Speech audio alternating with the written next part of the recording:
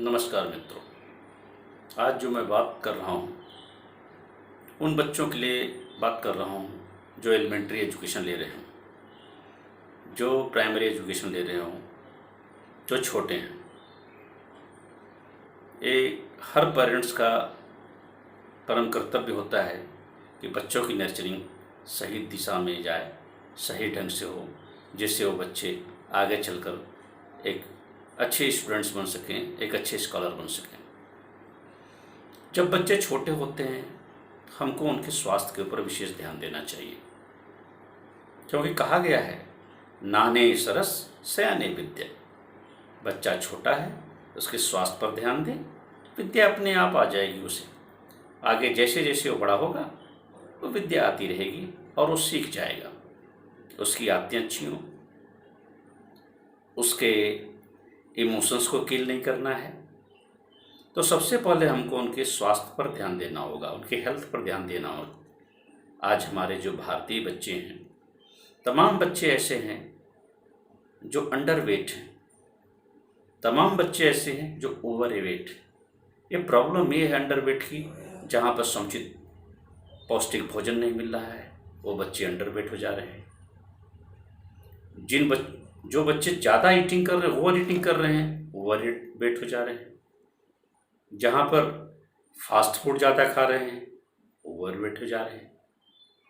आज जितनी संपूर्ण भारत में बच्चे हैं उसमें 4% बच्चे ऐसे हैं जो ओवरवेट के शिकार हैं, जिसमें उन बच्चों में 7.5% बच्चे ऐसे हैं जो शहरों से हैं और 2.61% बच्चे जो है ग्रामीण क्षेत्रों के। जरा सोचिए, ये दोनों का आंकड़ा है, शहर और ग्रामीण का। आखिर शहर में इतने बच्चे ओवरवेट क्यों हो रहे हैं? इसका मेन कारण है हमारा फास्ट फूड। जो आज हम बच्चों को फास्ट फूड की तरफ ले जाते हैं, उनको पौष्टिक खानों से वंचित रखते हैं, जिसके कारण वो ओवरवेट हो रहे हैं। कभी कभी ऐसा देखा गया है कि हम लोग उन बच्चों के स्वास्थ्य को लेकर के इतने सतर्क रहते हैं, ये सोचते हैं कि हमारा बच्चा ज़्यादा खाएगा तो बहुत अच्छा स्वास्थ्य उसका होगा, बहुत ज़्यादा हेल्दी होगा। ऐसा कुछ नहीं है। पौष्टिक भोजन उनको मिलना चाहिए।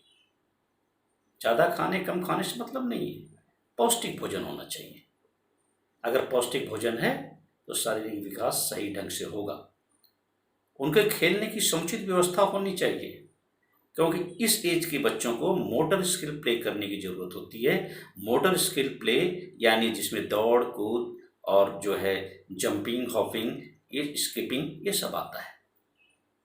तो मोटर स्किल प्ले बच्चों को हम कराएं जब बच्चे छोटे हैं। एक दूसरी समस्या होती है, बच्चा जैसे जैसे बड़ा होता है स्कूलिंग की समस्या आने लगती है, स्कूल का चुनाव करने के लिए समस्या आने लगती है। किस स्कूल में बच्चे को भेजें? कभी कभी हम ये सोच लेते हैं हम उस स्कूल में प्रवेश नहीं पाए, हम दूसरे स्कूल में प्रवेश पा गए, हमारा बच्चा अब अच्छा नहीं बने। ऐसा कदापि नहीं है, कदापि नहीं है। आपको बच्चे को सही देख रेख करनी है, सही दिशा देना है। आपका बच्चा विकास करेगा, आगे जाएगा।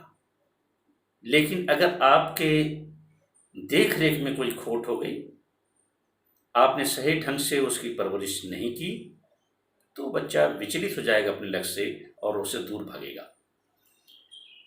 कुछ चीज़ें ऐसी हैं जो हम अपने बच्चे को लेकर बड़ा अजीब सा निर्णय ले लेते हैं, दूसरे बच्चों से कंपेयर करने लगते हैं, सोचने लगते हैं वो बच्चा तो बहुत तेज है, हमारा बच्चा बहुत कमज़ोर है। वो बच्चा अच्छा नंबर ले आता है, हमारा बच्चा कम नंबर लाता है। या हमारा बच्चा बहुत अच्छा नंबर लाता है, वो बच्चा उसके पास तक नहीं आ पाता। ये दोनों चीज़ें बुरी हैं, क्योंकि बच्चे हैं, उसमें कुछ स्लो लर्नर होते हैं, कुछ फास्ट लर्नर होते हैं। कुछ जल्दी सीखते हैं, कुछ लेट सीखते हैं दोनों सीखते हैं। दोनों के सीखने की प्रवृत्ति होती है बच्चे में, एक सीखने की प्रवृत्ति गॉड गिफ्टेड होती है। दोनों सीखते हैं, लेकिन एक लेट एक जल्दी। तो कभी घबराना नहीं चाहिए, कभी निराश नहीं होना चाहिए। आपका बच्चा भी सीखेगा, लेकिन उसके साथ हमको लगना होगा। कभी कभी ऐसा होता है हम ओवर प्लेइंग बच्चे कुछ करते हैं, हमारे पास पैसे जाता है, खूब खिलौने ले आकर एक घर में रख देते हैं, बच्चे दिन भर उसमें लगे रहते हैं। ये भी नहीं होना चाहिए। Stop over playing, over playing नहीं, उतना खेले जितना जरूरी है। ज़्यादा खेलेगा उसका दिमाग पढ़ाई की तरफ ना जा करके उन खिलौनों की तरफ जाएगा। और खिलौने भी आपको इस तरह से हों जो शिक्षाप्रद हों। ये मैं छोटे बच्चों की बात कर रहा हूँ, बड़े बच्चों की बात नहीं कर रहा हूँ, छोटे बच्चों की, जो शिक्षाप्रद हो ऐसे खिलौने खेले, जो एजुकेशनल हो ऐसे लाइए, जो प्रोजेक्ट बेस्ड हो ऐसे दीजिए। और कभी कभी बच्चे तो बच्चे हैं, आपसे क्वेश्चन करते हैं, प्रश्न पूछते हैं, आप चिल्ला जाते हैं और तुरंत स्टॉप, तुरंत रोकते हैं।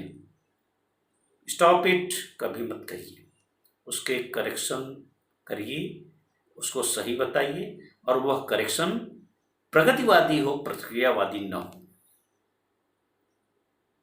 उनकी गलतियों को निकालिए नहीं, उनकी गलतियों को बार बार बताइए नहीं, उनको समझाइए तुम्हारी ये गलती है, तुमने ये गलती किया है, इसको ऐसे करोगे तो ऐसा हो जाएगा, ठीक हो जाएगा, बच्चा समझ जाएगा।